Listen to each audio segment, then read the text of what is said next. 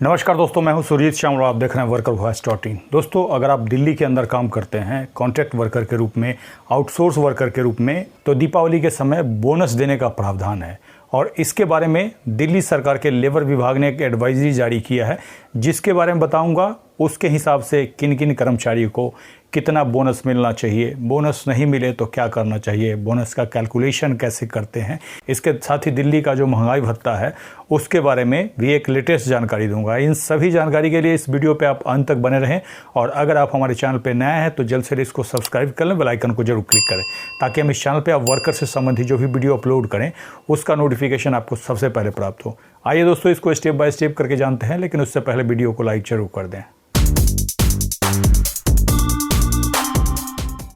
दोस्तों, दिल्ली राज्य के अंदर काम करने वाले जो कॉन्ट्रैक्ट कर्मचारी हैं उनके बारे में दिल्ली सरकार के लेबर विभाग ने एक एडवाइजरी जारी किया है, जिसके बारे में जानकारी दूंगा, उसका कॉपी भी दूंगा और जो न्यूनतम वेतन यानी कि महंगाई भत्ता अक्टूबर में निकलना चाहिए था उसके बारे में भी जानकारी दूंगा। तो इसके तहत मैं आपको सबसे पहले ये बता दूं कि बोनस के लिए जो लेबर विभाग की तरफ से एडवाइजरी निकाला गया है वो 14/10/2021 को दिल्ली सरकार की तरफ से इस एडवाइजरी को Shri SC Yadav additional secretary labour ने जारी किया है और इसमें विभिन्न विभाग में जो आउटसोर्स कर्मचारी काम करते हैं दिल्ली सरकार के या फिर कॉन्ट्रैक्ट कर्मचारी काम करते हैं तो उनके लिए बोनस भुगतान सुनिश्चित करने के लिए कहा है। इसके अनुसार दिल्ली के विभिन्न सरकारी विभागों में ठेकेदारों के माध्यम से बहुत सारे कर्मचारी या वर्कर लगे हुए हैं जिनके तरफ से उनको शिकायत मिला है कि उनको बोनस का भुगतान नहीं किया जाता है, जिसमें आगे लिखा है कि बोनस भुगतान अधिनियम 1965 एक केंद्रीय अधिनियम है और सभी निजी संस्थानों पर और राज्य सरकार द्वारा स्थापित संस्थापनाएं जैसे कि मेसर्स ICSIL जिसके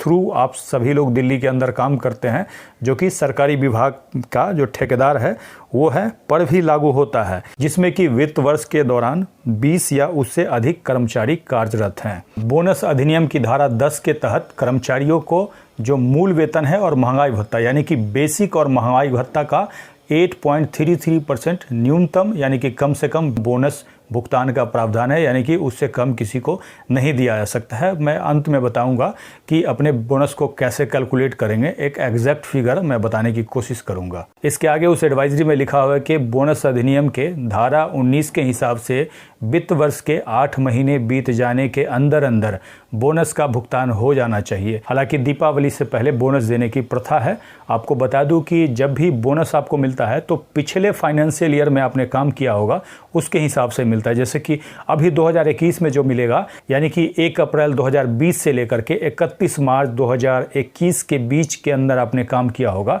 उस काम के आधार पे आपको बोनस का भुगतान होता है। कम से कम उस फाइनेंशियल ईयर में आपने 30 दिन भी काम किया होगा तो आपको बोनस मिलना चाहिए। जैसे कि जनवरी में किसी ने ज्वाइन किया होगा, 30 दिन सर्विस पूरी हो गई, फरवरी में किसी ने ज्वाइन किया होगा, 30 दिन सर्विस पूरी हो गई, तो आपको मिलना चाहिए। अब इसके आगे चूंकि कॉन्ट्रैक्ट वर्कर के बोनस का मामला है तो इसके पहले भी हमने जानकारी दी थी कि ऐसे में ठेकेदार की प्राथमिक जिम्मेवारी होती है कि आपका जो वेतन है या फिर जो भी लेबर लॉ है उसको कंप्लायंस किया जाए, और नहीं करते हैं तो प्रिंसिपल एम्प्लॉयर को कंप्लायंस करवाना होता है, नहीं तो प्रिंसिपल एम्प्लॉयर भी जिम्मेवार होते हैं सैलरी के मामले में भी, बोनस के मामले भी। और इसकी जानकारी अगर आप देखना चाहते हैं तो यहाँ पे आई बटन पे क्लिक करके देख सकते हैं और इसके साथ ही मैं नीचे वीडियो के डिस्क्रिप्शन में भी लिंक दे दूंगा। इसके आगे अगर बोनस का भुगतान नहीं किया जाता है तो किसके जिम्मेवारी है उसके बारे में एडवाइजरी में बताया गया है। कहा गया है कि कर्मचारी को बोनस का भुगतान करना ठेकेदार की वैधानिक जिम्मेवारी है, चूंकि संबंधित ठेकेदार उनके नियोक्ता हैं, और अगर संस्थान ठेकेदार के द्वारा बोनस का भुगतान नहीं किया गया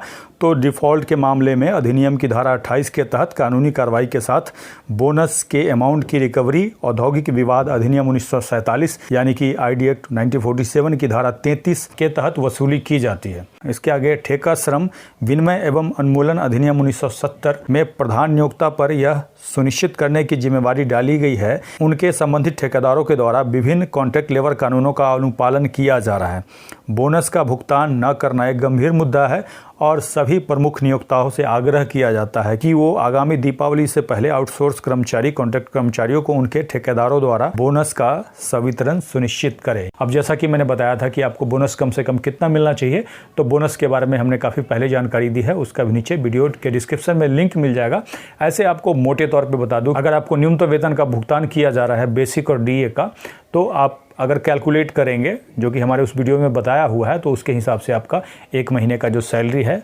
उसी के आसपास बनेगा। और जैसा कि मैंने न्यूनतम वेतन यानी कि महंगाई भत्ते के बारे में बताया था, पीछे हमने एक वीडियो बनाया है, उसके लिए एक ओपन लेटर लिखा है मनीष सिसोदिया जी, जो कि दिल्ली के श्रम मंत्री हैं उनको, और इसके साथ ही मेल भी किया है। लेकिन अभी तक मेल का कोई रिप्लाई नहीं आया। जनरली 1 दिन में फॉरवर्ड हो जाता है, हो सकता है उनके स्टाफ छुट्टी पे होंगे मे भी, लेकिन फिर भी हम वेट करेंगे 2 से 3 दिन का। फिर आगे जो भी कार्रवाई होगी उसकी जानकारी मैं नेक्स्ट वीडियो में दूंगा, और वो वाला वीडियो देखना चाहते हैं तो उसको भी मैं नीचे वीडियो के डिस्क्रिप्शन में लिंक दे दूंगा। और अगर बोनस के बारे में डिटेल में पढ़ना चाहते हैं तो आप हमारे ब्लॉग www.workerboss.in पे जा सकते हैं, जिसका लिंक मैं नीचे वीडियो के डिस्क्रिप्शन में दे दूंगा, और वहीं पर उस एडवाइजरी का कॉपी भी मिल जाएगा आपको। अगर आप हमें फेसबुक पे देख रहे हैं तो फेसबुक पेज को लाइक करेंगे, और यूट्यूब पे देख रहे हैं तो चैनल को सब्सक्राइब जरूर करेंगे। वीडियो को लाइक और अधिक से अधिक शेयर करें ताकि अधिक से अधिक साथियों तक ये जानकारी पहुंच पाए। इसके साथ ही विदा लेता हूं, जल्द ही एक नई जानकारी के साथ मिलते हैं। धन्यवाद।